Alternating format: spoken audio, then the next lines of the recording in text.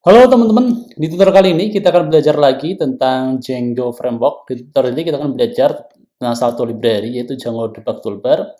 Jadi library ini berguna untuk melakukan debugging di web dari Django Project. Pastikan juga teman-teman nanti telah mengikuti tutorial lainnya di YouTube channel di Halobina Tutorial. Di sini saya telah mengupload beberapa sampel video tutorial bisa teman-teman ikuti dan teman-teman nanti bisa memilih yang playlistnya adalah Django Intermediate. Di sini saya telah mengupload beberapa video tutorial terkait dengan Django dan nanti juga saya akan mengupload banyak video tutorial di tutorial selanjutnya terkait implementasi Django dengan beberapa use case. Oke,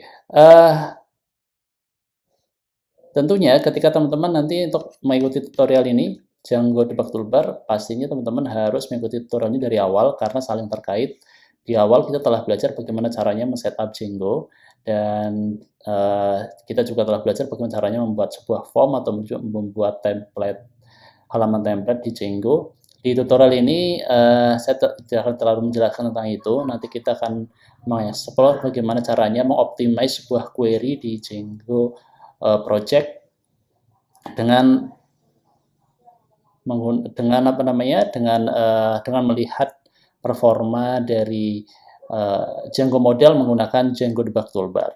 Oke, kita langsung ke text editor.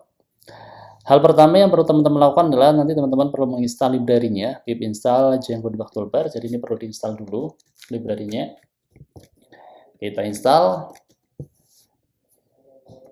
Oke, proses instalasinya telah selesai. Teman-teman nanti bisa men-setup sebuah project.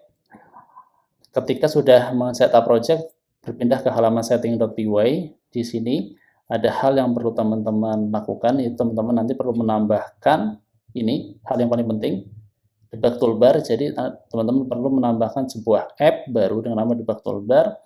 Kemudian setelah itu teman-teman juga perlu menambahkan debug toolbar di middleware-nya. Jadi ini. Nanti teman-teman perlu menambahkan ini ke middleware, ke Django setting config middleware. Oke. Hal terakhir di config setting di setting.py yang perlu teman-teman lakukan adalah internal IPS. Jadi saya menambahkan di sini internal IP-nya adalah 127. Ini mandatory ya. Jadi harus setup 127.0.0.1.1. Ini sifatnya mandatory. Terus setelah ini dilakukan, teman-teman bisa men-setup sebuah project atau sebuah app dengan cara Python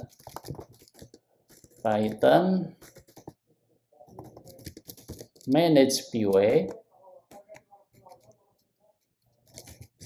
Kita harus pindah dulu ke directory project debug toolbar, tinggal Python manage py create app. Misalnya saya namakan di sini app yang saya bikin adalah product. Tinggal nanti create app product. Create app product.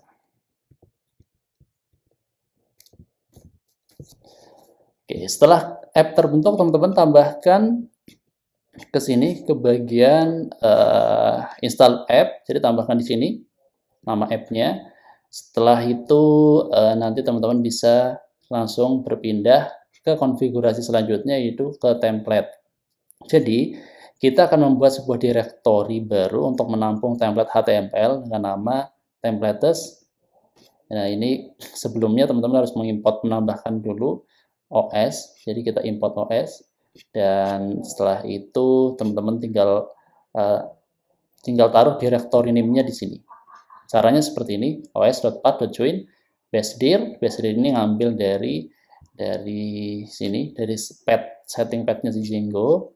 Kita bisa ambil basedir terus template. Template ini adalah nama template-nya. Ini adalah nama template-nya. Saya bikin sebuah file dengan nama productlist.html. Oke, sebelum kita membahas apa yang ada di productlist.html, sekarang kita berpindah dulu ke directory product.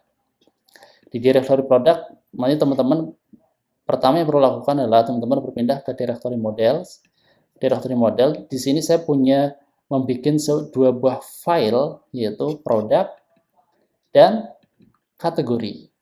Jadi saya punya file itu namanya produk dan kategori. Ini nanti di database-nya disesuaikan ya. Ini teman-teman bisa menginsert manual isi-isi dari kategori, misalnya kategorinya adalah buku atau misalnya hal yang lainnya. Terus nanti dikoneksikan atau direlasikan dengan si produknya. Yaitu relasinya ini adalah one to many. Jadi ini menggunakan ini kategori model foreign key. Escape. Oke, sekarang kita berpindah ke views.py. Apa yang ada di views.py? Oke, teman-teman tinggal bikin sebuah function dengan product list, kemudian kita get data produknya dan product.all, terus kita coba print kategori name-nya. Nah, nanti kita akan melihat perbedaannya. Ini adalah kode yang belum kita optimasi. Jadi nanti ini akan menyebabkan n+1 query.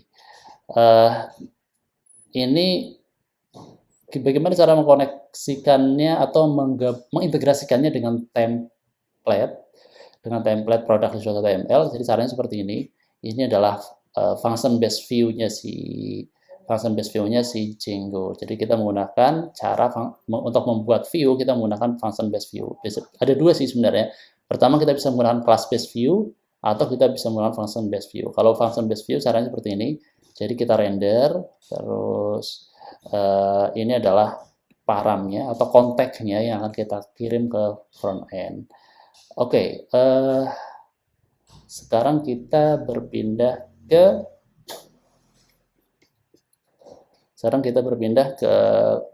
views.html.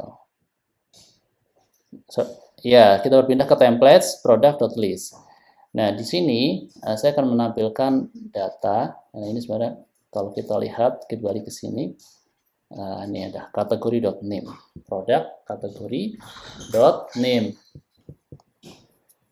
produk kategori.name.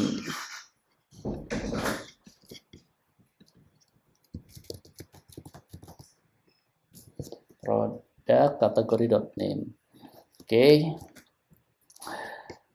Oke, sekarang kita coba jalankan Python manage py,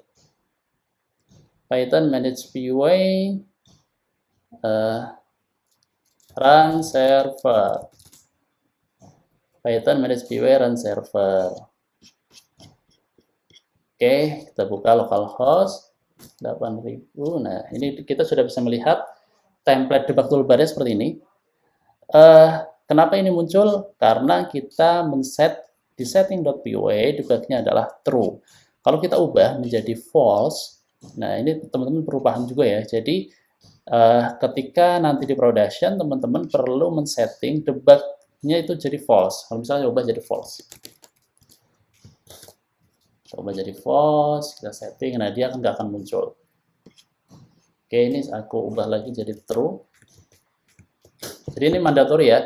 Kalau nanti di deploy ke production, ini adalah satu hal yang tidak boleh dilakukan. Jadi teman-teman nanti harus mengembalikan debug true-nya menjadi false. Karena ketika di production, kalau kita set jadi true, maka orang nanti akan bisa melihat vulnerability dari website kita. Oke, selanjutnya ada hal yang terpenting juga, tadi saya lupa, di urls.py. Nah, di urls.py dari main project. Jadi kita berpindah ke debug toolbar, projectnya di debug toolbar, kemudian ini ada setting.py, satu directory dengan setting.py, urls.py. Nah, ini yang penting. Nah, ini paling penting nih, kita tambahkan _debug, terus include debug toolbar.url. Terus tambahkan juga path URL produk yang udah kita buat tadi. Oke, sekarang kita kembali lagi ke web browser. Kita coba refresh. Ya, di sini kita bisa melihat nih. Dengan debug toolbar kita bisa melihat banyak hal seperti signal. Nah, di signal itu ada apa aja nih? Dari bawaannya si Django ini ada apa aja? Terus misalnya kita tadi kita ke home page, kita balik lagi ke home page. homepage tadi kalau tidak salah, nama produknya adalah produk list. Nah, di sini ada bukunya A. Ada satu data, kita bisa melihat di sini SQL query. Teman-teman bisa klik bagian SQL query, lalu kita lihat, nah query-nya itu N+1, jadi untuk menampilkan satu data, nah satu data, ini ada dua query nih, kalau kita lihat ya, product list. Ketika kita menampilkan ini, produk kategori.name, itu pertama yang dilakukan, kalau kita lihat dari sini ya, yaitu select produk dulu, baru kemudian dia select kategorinya. Nah, ini kan nggak hemat memori nih. Nah, gimana caranya untuk mengoptimize? Nah, ini hebatnya, kerennya si debug developer itu kita bisa tahu nih. Oh, ternyata si Django ini ketika kita menggunakan for product object all ini, dia melakukan dua query. Ini jadinya lebih berat. Gimana caranya? Nah, kita optimize. Optimize-nya itu, ini caranya kita bisa menggunakan selected related. Nah, kita menggunakan product object selected related, kategori ini adalah table name-nya, terus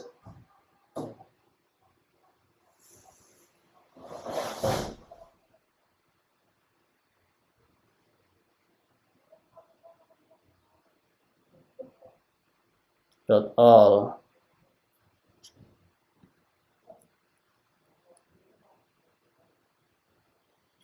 Oke.